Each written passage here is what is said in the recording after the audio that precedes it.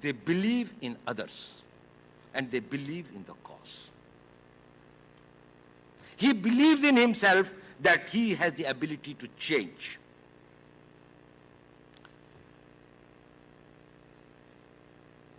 When Subhash Chandra Bose said in Singapore, "Tum mujhe khoon do, main tumhe azadi dunga," what was he talking?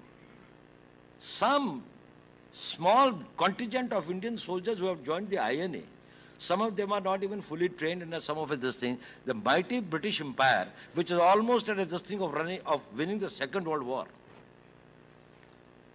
was in alliance with the entire this thing of from United States to all the allied and things like that, etc. He was challenging and he said that he was going to attack India. But he did attack. He did reach the Imphal. He was able to get to this thing of Dimapur. And when Prime Minister Attlee was told, and he came to this thing and he was staying with the Chief Justice at that time, he said, "Why did you leave India? After all, you had won the Second World War. Gandhi had almost got this thing on that, this thing like that. The worst was over. The Quit India movement had flopped in 1942. What was such much a tearing hurry in 47 that you said that, no, we have to go immediately?" He said it was not that. It was the spark that Bose had created among the soldiers of the Indian Army. And we had seen 1857, 2.5 million, 25 lakh Indian soldiers had returned victorious from the Second World War.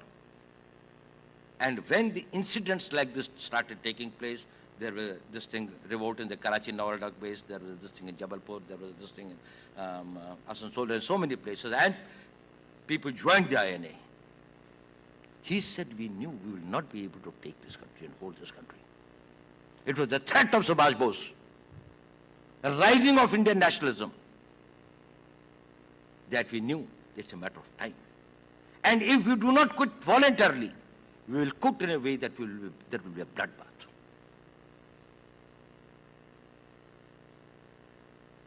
So they believe in themselves. When he says, "Tum mujhe khoon do, main tumhe azadi dunga," do you know how much of a blood he gave? It is the sole example in the annals of warfare where 2/3 attrition took place in the Indian National Army. 2/3 people died of their entire strength of 60,000.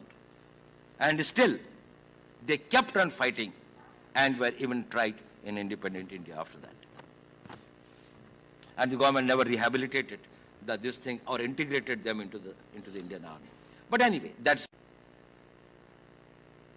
When people followed Subhash Chandra Bose, it is because those people of the Indian National Army trusted him. "Ye aadmi hame azadi dilayega."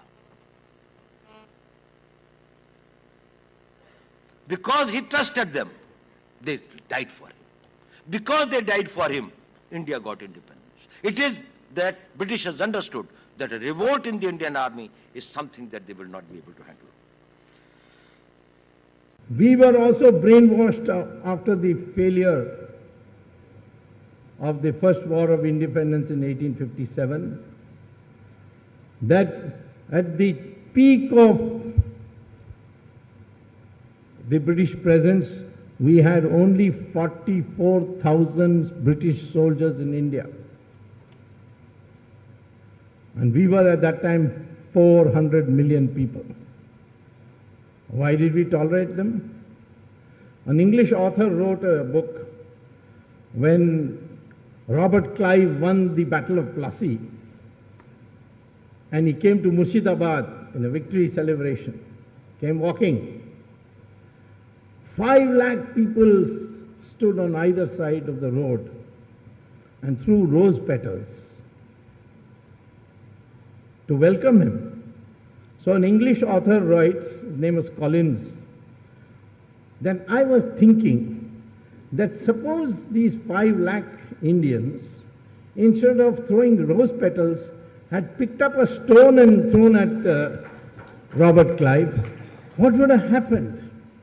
And he concludes, the day the Indian stands up the best thing the British can do is pack up his bags and leave India and not try to control India. That happened in 1946 when the Navy revolted.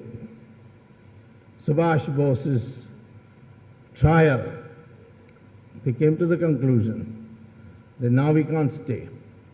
And this was confirmed by Prime Minister Attlee later on in 1948 in an address to the bar of Calcutta High Court, that it is not Gandhi. Yes, Gandhi was there, he was a responsible man, we could hand him the power.